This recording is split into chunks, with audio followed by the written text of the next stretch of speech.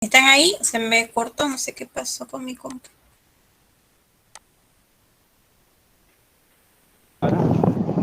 Doctora, estamos. Se le cortó su internet, parece.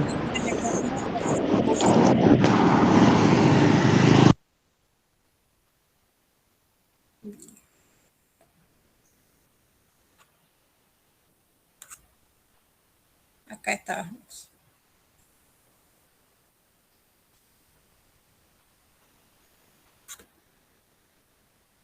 Bien, historia natural de la enfermedad hepática crónica. ¿Me escuchan? ¿Lo ven?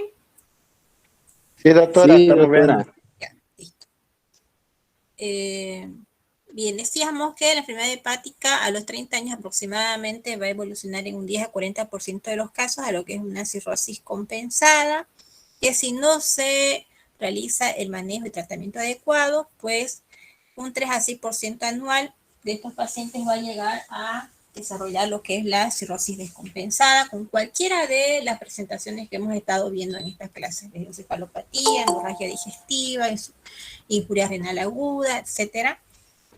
¿Sí? De esta cirrosis descompensada, el 15 al 20% anual puede evolucionar o puede presentar, si es que no hay el tratamiento curativo que es el trasplante hepático, puede llegar a la muerte, ¿sí?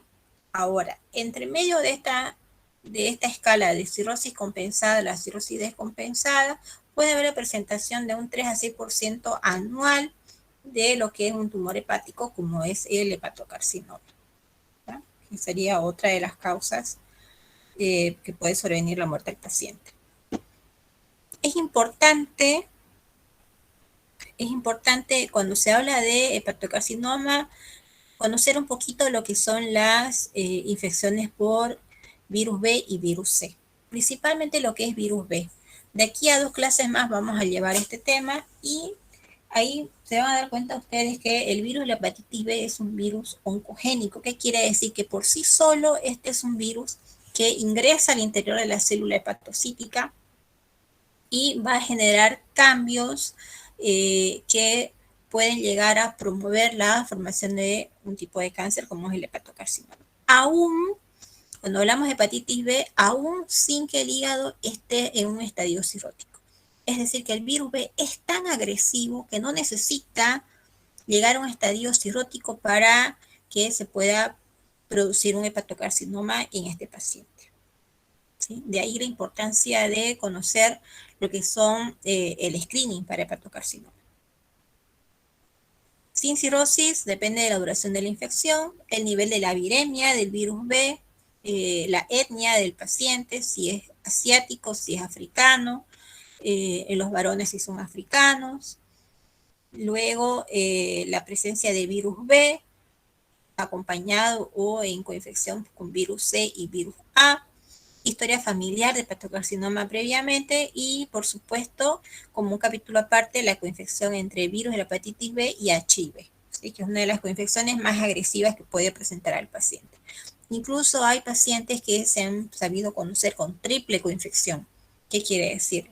Infectados por virus de hepatitis B, virus de hepatitis C y HIV. En este paciente se tiene que ser mucho más cauteloso con lo que es el screening para hepatocarcinoma porque tiene pues virus que son mucho más agresivos en conjunto, ¿sí? Otros factores ambientales y el hepatocarcinoma son el consumo no de bebidas alcohólicas, el tabaquismo, la exposición a aflatoxinas como las aspergillus, por ejemplo, en pacientes con virus B, y no estaría de más investigar en el paciente la presencia o no de sobrecarga de hierro. ¿Cuáles son las manifestaciones clínicas del hepatocarcinoma? Principalmente dolor, pérdida de peso, pueden haber también síntomas inespecíficos, febrículas, malestar general, ainamia, astenia, hiporexia, trombosis portal, descompensaciones frecuentes de la cirrosis hepática sin que medie ningún otro de los mecanismos que hemos visto previamente como un factor descompensante y presentación tanto clínica como laboratorial de colestasis, es decir, ictericia con elevación de las bilirrubinas y elevación de la fosfatasa alcalina en el laboratorio. ¿Cómo se hace el diagnóstico de hepatocarcinoma? Lo más importante es tener la idea de que tenemos un paciente cirrótico por cualquier causa u origen, y a ese paciente cada 6 meses nosotros tenemos que verlo en el consultorio. Siempre y cuando esté compensado, obviamente, ¿no? Si está descompensado, lo vamos a ver de manera más frecuente, es probable. ¿Sí? Entonces, cada 6 meses se debe realizar una ecografía abdominal común, simple, sin ningún tipo de Doppler o 2D o 3D, no importa, ¿sí? Ecografía abdominal. Dosaje de alfa-fetoproteína, ¿sí? Estudios por imágenes, principalmente tomografía. Esto vamos a ver en qué... Sus diapositivas no está pasando. ¿Qué diapo están viendo? Historia natural de la enfermedad hepática crónica. Estamos en 2 diapos posteriores a eso. Ahí que están viendo.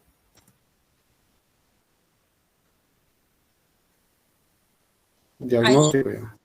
Ahí que están viendo. ¿Diagnóstico? Sí. Bien. Entonces decíamos que estudios por imágenes, como hacer tomografía, pero sobre todo en los pacientes en los que tengamos alta sospecha de que pueda haber un nódulo hepático que debe ser mejor estudiado, y como última opción la biopsia hepática. ¿Y en qué pacientes o en qué población está recomendada la realización del screening? Ahí está mal, dice screening, es screening, ¿sí? O vigilancia en español. En los pacientes portadores de virus hepatitis B, estén o no en estadio cirrótico. Esto es importante que se lo lleven, por favor, ¿sí? Pacientes con cirrosis descompensada. ¿Cada cuánto? Lo que les decía, el screening se debe realizar por ultrasonografía cada 6 meses, sí o sí. En lo posible, con el mismo operador, con el mismo equipo, y de lo posible tener documentadas todas las ecografías previas para ir viendo cambios respecto a los estudios anteriores. ¿Y cómo se realiza el seguimiento o el manejo de los pacientes con hepatocarcinoma? Para eso existe la estadificación de Barcelona, ¿sí? Que esto lo clasifica según la cantidad de nódulos y el tamaño de nódulos que se lleguen a encontrar a nivel de las ecografías. Por ejemplo, un estadio muy temprano, que es un estadio 0, tenemos la presencia de un nódulo único a nivel del hígado que mide menos de 2 centímetros. Un estadio temprano, que es el estadio A, tenemos un único nódulo o 3 nódulos menores a 3 centímetros en su medida. Un estadio intermedio o estadio B, que ya estamos frente a un hígado multinodular. Un estadio avanzado o estadio C, que tenemos presencia ya de invasión a nivel de la vena porta, ¿sí? Y un estadio terminal o estadio D, que aquí ya tenemos un paciente con múltiples imágenes nodulares a nivel del hígado, con compromiso del estado general, y por lo general, valga la redundancia, ya es un paciente con un score de clasificación Child-Pugh C, ¿sí? Y un performance status ya muy avanzado. Más adelante vamos a ver a qué se refiere el performance status, ¿ya? Los primeros dos podemos encontrarlo el 30% de los pacientes al diagnóstico de el hepatocarcinoma, ¿sí? Los otros estadios están en el 50% de los pacientes al momento del diagnóstico, y por supuesto ya el estadio terminal, que es mucho más fácil obviamente diagnosticarlo porque está más que notorio, ¿sí? Está presente en el 20% de los pacientes al momento del diagnóstico. Esto no se lo tienen que aprender de memoria, chicos, solamente es para que tengan un pantallazo de cómo se hace el seguimiento de los pacientes cirróticos con nódulos hepáticos, ¿sí? Con sospecha de hepatocarcinoma. Y decíamos screening o vigilancia. ¿Cómo? A través de laboratorios con dosaje de alfa-fetoproteína. Este no tiene que emplearse como un único test, debido a que tiene una sensibilidad aproximadamente al 60%. y lo tenemos que tomar con pinzas. Para tener el criterio de que una alfa-fetoproteína está en rango elevado en contexto de un hepatocarcinoma, tienen que ser valores altísimos, ¿sí? Porque un paciente cirrótico por sí solo, sin presentar ningún tipo de nódulo con rango de malignidad, va a tener alfa-fetoproteínas elevadas, ¿sí? Entonces es muy importante acompañar el resto de la clínica, las imágenes y los valores o el cohorte que nos da el laboratorio respecto a la alfa-fetoproteína. La ecografía hepática, que tiene una sensibilidad entre el 65 y el 80%, esto debido a que es operador dependiente, y que nos da una especificidad del 90%. ¿Sí? ¿Y qué es la alfa-fetoproteína? Es una proteína expresada en el hígado, en la embriogénesis y del desarrollo fetal, ausencia de expresión luego del nacimiento y tiene valores indetectables a las pocas semanas del nacimiento. Tiene una vida media aproximadamente entre 4 a 5 días en el torrente sanguíneo. ¿Y cuáles son las causas de aumento o elevación de alfa-fetoproteína sin que esté de por medio un hepatocarcinoma? Neoplásicas, tumor de células germinales, metástasis hepáticas masivas, cáncer gástrico, colangiocarcinoma.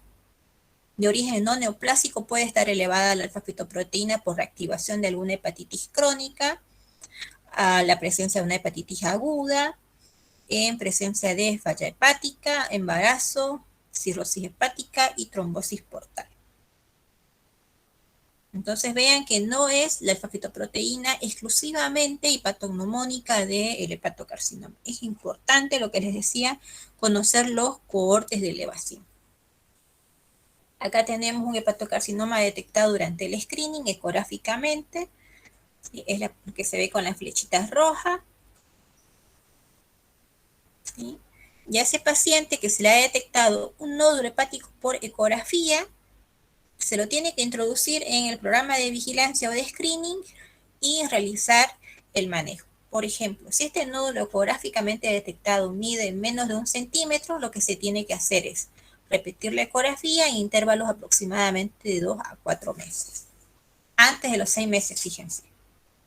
Si el nódulo hepático captado por ecografía mide entre 1 y 2 centímetros, se deben realizar 2 estudios dinámicos por imágenes, es decir, una tomografía contrastada, no nos sirve, siempre tiene que hacerse contrastada con protocolo para hepatocarcinoma o trifásica o dinámica, es así como se llama. Y a la vez, si tenemos a la mano, resonancia magnética. ¿Está? Y si este nódulo hepático encontrado por ecografía de rutina en el screening mide más de 2 centímetros, ya con la confirmación de un solo estudio dinámico, nosotros estamos casi autorizados a decir que ese paciente probablemente tenga un hepatocarcinoma, siempre y cuando que realizara tomografía contrastada con protocolo para hepatocarcinoma tenga una imagen vascular típica, ¿sí? de hepatocarcinoma. Y si no es así, si es atípica, pues ahí es el paciente que va a biopsia hepática. Es muy pocas las veces que se tiene que llegar a biopsiar un paciente con hepatocarcinoma. Casi siempre ya las imágenes tomográficas o de resonancia magnética contrastadas son diagnósticas, ¿sí? Aquí tenemos un corte axial, una tomografía abdominal en fase arterial como sabemos porque se redondea y se marca, ¿sí? Lo que es la arteria aorta, es donde vamos a darnos cuenta. Acá tenemos el hígado, ¿sí? Aquí ya estamos en fase venosa, que está lavando prácticamente el contraste, fase portal hipodensa. ¿Y cuál es la clasificación y estadificación del hepatocarcinoma? Al igual que en otros tipos de cáncer, la estadificación debería permitir estimar el pronóstico del paciente para poder ofrecer la mejor alternativa de tratamiento. Los factores que afectan la evolución, consecuencias en el paciente con hepatocarcinoma son las características del tumor, presencia o no de nódulos y de metástasis, por supuesto, el tipo de función hepática que tenga el paciente al momento del diagnóstico, realizar el score de Child-Pugh y de MELD, que esto ya lo hemos visto también anteriormente. El estado general de salud, que esto se verifica realizando lo que es la valoración del performance status. Perfil molecular, interrogado, que es lo que menos importancia clínica tiene. ¿Y cuáles son las variables según la estadificación de Barcelona? Se llama Barcelona, ¿por qué? Porque esto fue estudiado y fue manejado y fue descrito en el Hospital de Clínicas de Barcelona. ¿Sí? Son variables relacionadas con el estado del tumor, único o multinodular, presencia o no de trombosis portal, diseminación extrahepática o no, grado de la función hepática, como les decía, medidos por el Child-Pugh y el score de MEL, y por supuesto el performance status, que enseguida les voy a mostrar, que está la tablita. ¿Sí? El performance status lo que nos demuestra, lo que mide es el estado general del paciente en el que se encuentra para que pueda tolerar ser sometido o no a una cirugía o a una quimioterapia, por ejemplo. El grado C es un paciente totalmente asintomático, el grado 1 sintomático, pero que puede realizar la actividad física normalmente sin ningún tipo de ayuda. El grado 2, incapacidad moderada del paciente. El grado 3 tiene una capacidad activa mínima. Y grado 4 ya es el paciente que está postrado con una incapacidad total. Entonces, dependiendo de todos estos valores, es que se define si el paciente tiene criterios de trasplante hepático, tiene criterios de iniciar quimioterapia. Sí, la quimioterapia por lo general se realiza por boca, y el tratamiento que más se empleaba de manera paliativa, como para mejorar la calidad de vida del paciente, aunque no mejoraba su grado de mortalidad, era el sofosbuvir, pero eso ya está un poquito alejado. ¿Sí? Lo que ahora se está estimando es realizar la embolización de los nódulos para evitar que se sigan multiplicando. Se actúa a nivel de la angiogénesis de estos nódulos, entonces es como que se los va frenando en su multiplicación y en su crecimiento con embolización. Eso es a través de hemodinamia.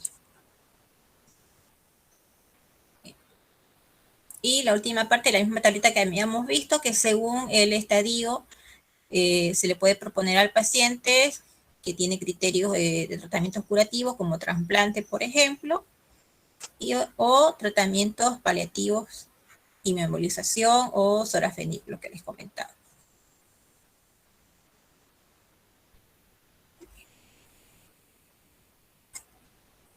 Esto no, esto no.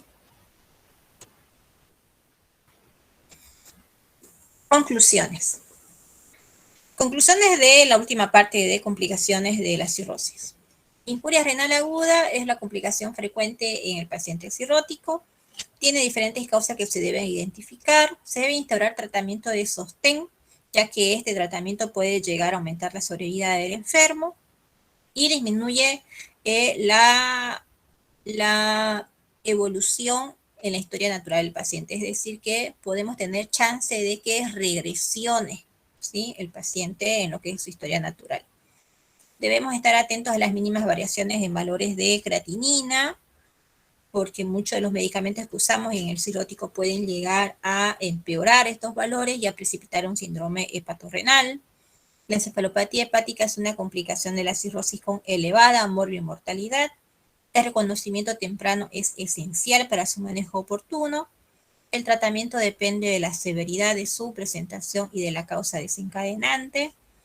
La lactulosa, rifaximina y un adecuado aporte nutricional son las medidas fundamentales para evitar recaídas en encefalopatía hepática. El hepatocarcinoma es el tumor primitivo más frecuente de hígado en el 85% de los casos. Aproximadamente entre el 80 y el 90% de los hepatocarcinomas asientan sobre un hígado cirrótico. Y las estrategias para un diagnóstico precoz están dadas por el screening en pacientes con cirrosis, es decir, vigilancia a través de ecografías y dosajes de alfa-fetoproteína cada 6 meses, aún en pacientes totalmente asintomáticos. Ustedes acuérdense de esto, cuando ya el paciente presenta algún tipo de síntoma, ya se cae del concepto de screening o vigilancia, ¿sí? Screening o vigilancia es el paciente que está con una enfermedad y que está asintomático por alguna complicación de esa enfermedad o que está asintomático por completo para la enfermedad, ¿sí? Pero que está dentro de un grupo de factores de riesgo que nos obligan a realizar esa vigilancia en este paciente. Por decir, saliéndonos del tema de hepatocarcinoma, pacientes con antecedentes de tabaquismo, enolismo y que tengan más de 50 años, ¿sí? En todos estos pacientes se tiene que realizar el screening para cáncer de colon a través de una colonoscopía. Cada cuánto tiempo, si la colonoscopía es normal, cada 5 años. Si la colonoscopía tiene pólipos o tiene algún tipo de alteraciones, se va variando el intervalo de los controles dependiendo de lo que se haya encontrado, ¿sí? Entonces, eso es screening, cuando el paciente está asintomático para algo, pero tiene factores de riesgo y por ello es que se deben realizar estos estudios. Tratamiento en estadios precoces pueden ser curativos y estos pueden aumentar la sobrevida. Hasta ahí terminamos con hepatocarcinoma. Ahora tenemos que empezar con lo que es las hepatitis virales. ¿Se ve? Hola. No, doctora, no se ve. ¿No Sí, se ve doctora, nada? se ve. ¿No se ve nada? No, nada todavía. Y ahí, según está presentando, No, no sale, doctora, no se ve nada. ya. Vamos a poner dejar de presentar y vamos a volver a presentar.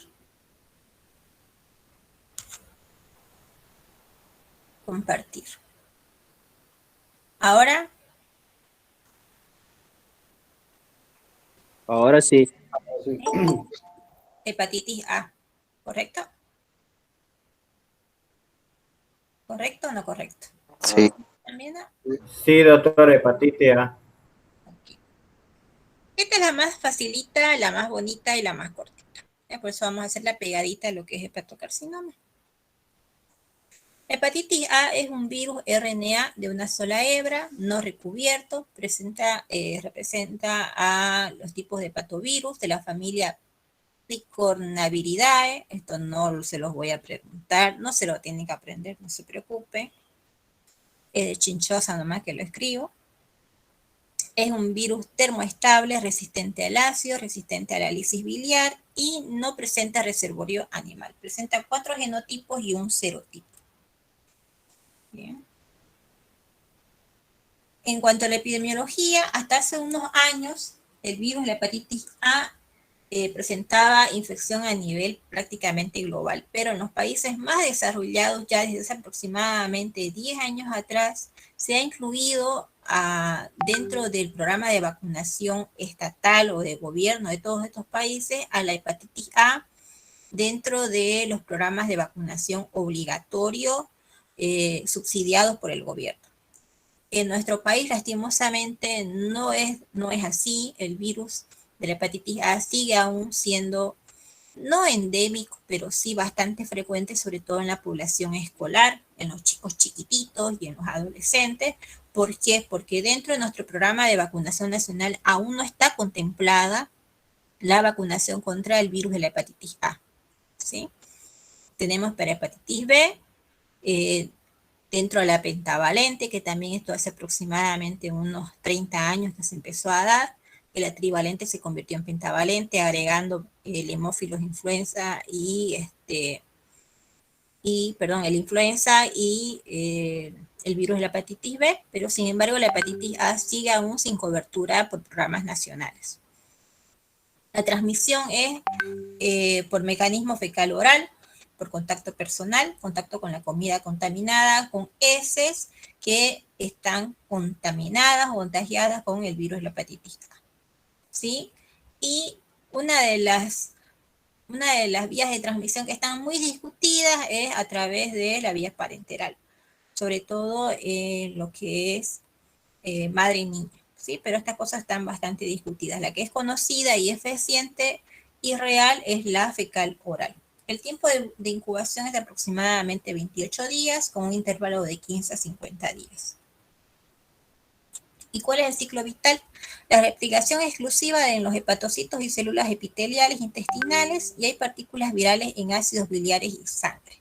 Liberación viral y secreción no conocida, y no depende de la destrucción celular. ¿Sí? Los niños pueden eliminar virus en materia fecal por periodos mucho más prolongados de lo que indicamos acá, que es su periodo de incubación y de estado. ¿Sí? Es decir, pueden eliminar meses el virus a través de la materia fecal. ¿Cuáles son los síntomas? Son síntomas muy inespecíficos, síntomas constitucionales, fiebre, febrícula, anorexia, dolor abdominal difuso, náuseas, coluria, acolia y en los casos un poquito más marcados, ictericia. Esta es la curvita donde se va a representar la etapa de viremia, ¿sí? Y en qué momento el paciente puede hacer más elevación de transaminasas hepáticas, y en qué momento de la enfermedad empiezan a declinar o a caer estas transaminasas hepáticas, y desde qué momento empiezan a aparecer las inmunoglobulinas M y G para esta infección. Fíjense que de la semana 1 hasta la semana 4 o 5 tenemos gran elevación de transaminasas hepáticas. Esto va a ser el paciente que va a venir con fiebrecita, con dolor abdominal, sobre todo chicos pequeños, entre 5 y 10 años de edad, y con transaminasas por encima de 1000, de 2000, de 3000. Y el papá o la mamá es súper preocupada porque el niño está decaído, está amarillo, y le hacen un laboratorio y aparecen estos resultados, ¿no? Acá, a partir de la segunda semana, ya el paciente puede llegar a presentar IgM positiva en el laboratorio, lo que va a marcar infección activa. ¿Sí? Y esto va a ir declinando prácticamente a partir de la séptima, octava semana, donde va a empezar ya a desaparecer lo que es la IgM y a subir los títulos de IgG, que nos va a marcar la presencia de infecciones pasadas. ¿Está? Una cosa que es súper importante, la hepatitis A no cronifica, la hepatitis A no se hace crónica. Dentro de las hepatitis virales es la única hepatitis que no va a producir ningún tipo de cronicidad a nivel hepática. ¿Sí? ¿Y cuál es la importancia de conocer esta hepatitis? Porque ustedes dirán, no se hace crónica, no conlleva mayores síntomas, son síntomas muy inespecíficos, está en una población prácticamente determinada. ¿Cuál es la importancia de conocerla? Porque si bien la mayoría de las veces evoluciona para bien, sin ningún tipo de complicación, va a haber un grupo pequeño de pacientes que, dependiendo de la sensibilidad que puedan llegar a presentar a esta infección, pueden caer o pueden llegar a presentar falla hepática, ¿sí? Hasta antes de la introducción de las vacunas para hepatitis A en la Argentina, que son los datos que más tengo yo porque fue el lugar donde me formé, muchos de los niños con hepatitis A llegaban a necesitar trasplante hepático por la falla hepática fulminante que hacían. No daba tiempo de nada, ¿sí? El chico presentaba ictericia, presentaba todos estos síntomas y las transaminasas no dejaban de elevarse y la función hepática no paraba de alterarse. El paciente empezaba con sangrado y tenía que ser derivado de inmediato a una unidad de trasplante. Y estos chicos, estos niños terminaban requiriendo un trasplante hepático a raíz de lo que es la hepatitis A, ¿sí? Entonces, ¿a qué me refiero con esto? Que mucho tiene que ver lo que son las cuestiones genéticas, los factores ambientales. Si bien Argentina lo tenemos aquí cerquita y son latinoamericanos como nosotros, el hecho de que la población es como una mezcla, un mestizaje de mezclas europeas por la migración y por todo eso, seguramente a esta población la convirtió o se convirtió en su momento en una población mucho más sensible a desarrollar complicaciones por hepatitis A. Mírenos a nosotros de este lado, Trinidad, no tenemos ni siquiera alcantarillado, ¿no? Estamos con la materia fecal por las calles, las refresqueras, las empanaderas, los restaurantes, para que uno refresque y coma más tranquilo, agarran y ponen sus sillas allá afuera junto a las cunetas donde nos sentamos a comer. Esto sin hablar mal para nadie, pero es nuestra realidad.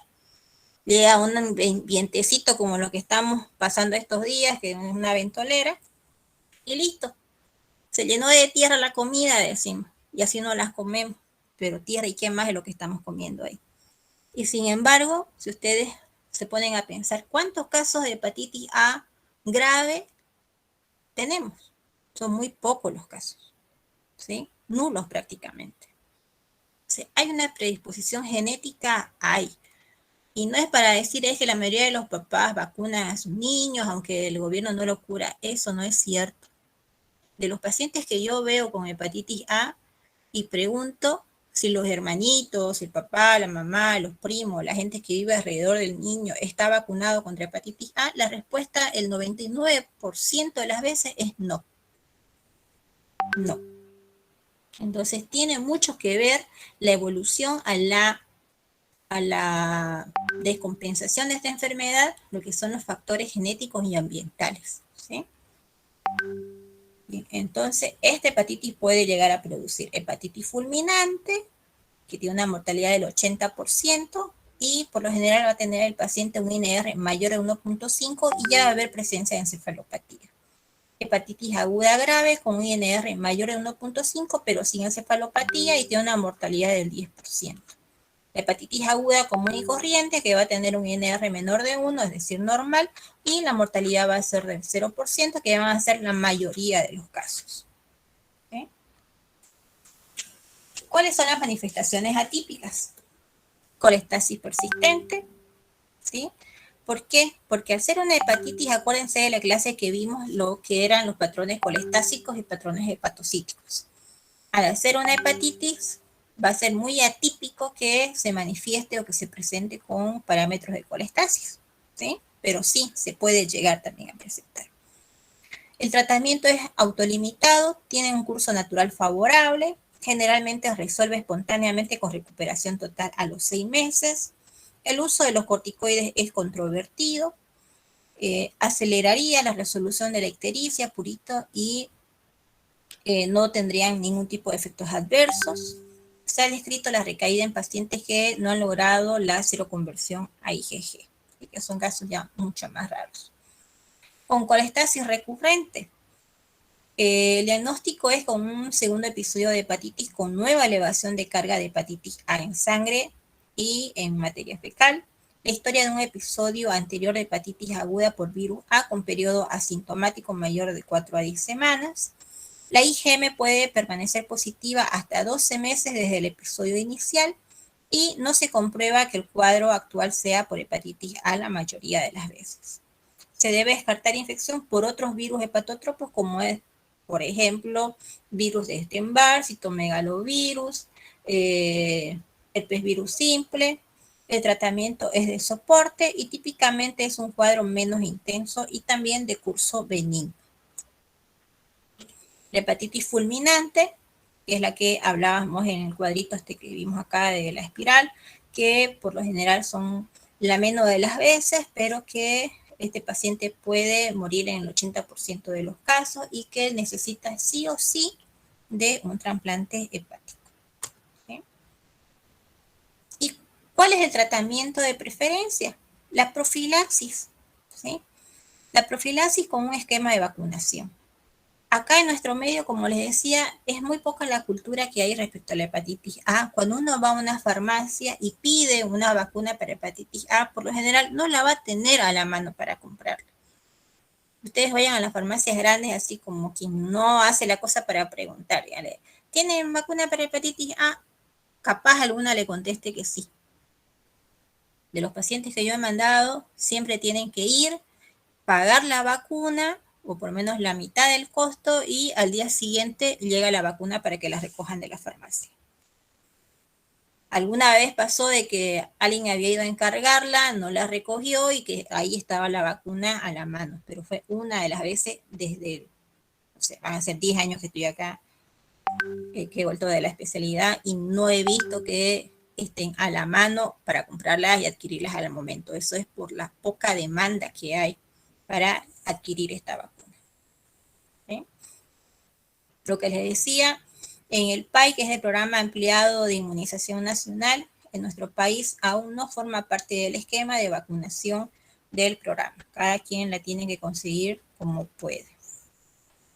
Entonces, para resumir, acuérdense, el virus de la hepatitis A es una hepatitis aguda que por lo general es de curso benigno, que en algún porcentaje de pacientes puede llegar a complicarse y a presentar lo que es la falla hepática fulminante, que sí o sí va a requerir trasplante hepático, y en los lugares donde no haya pues trasplante hepático, obviamente, lastimosamente lo que le espera a ese paciente es la muerte en el 80% de los casos. No necesita un tratamiento de por sí, las medidas son de sostén. Ya se cayó ese mito de que el paciente tenía que estar encamado, no tenía que levantarse, no tenía que moverse para nada, tenía que estar con su bolsa de pastillas, de chupete, de chancaca, de miel de abeja y todos los dulces habidos y por haber. Ya no hay nada de eso, ¿sí? ¿Por qué? Porque para que el paciente llegue a requerir dulces, pastillas, chupetes y lo que ustedes quieren, es seguramente porque la función del hígado está decayendo, ¿sí? Y está empezando a hacer hipoglucemia. Y en ese caso el paciente no va a ser pues para que esté echado en su cuarto mirando televisión, ¿no? Va a ser para que sea derivado a un centro de trasplante hepático. Entonces, esta cultura de que al chico con hepatitis se lo tenía que endulzar de los pies hasta la cabeza como parte del tratamiento, eso ya no va más, ¿sí? Cuidar, si hace fiebre, darle un antifebril, en lo posible evitar el paracetamol. Si hay vómitos o diarreas o dolor abdominal, poner un suerito para mantenerlo hidratado. La mayoría de las veces no requiere internación. Es más, el manejo en casa se puede hacer tranquilamente de manera adecuada, siempre y cuando el paciente no presente vómitos que lo lleven a la deshidratación. Y el control serológico de laboratorio para tranquilidad de los papás y tranquilidad de nosotros. No más que eso. No necesita mayor tratamiento ni mayor seguimiento en lo que es la hepatitis A. ¿Está? Bien, entonces acá terminamos. Chicos, el examen es la próxima semana, ¿no? Hola, se murieron, che.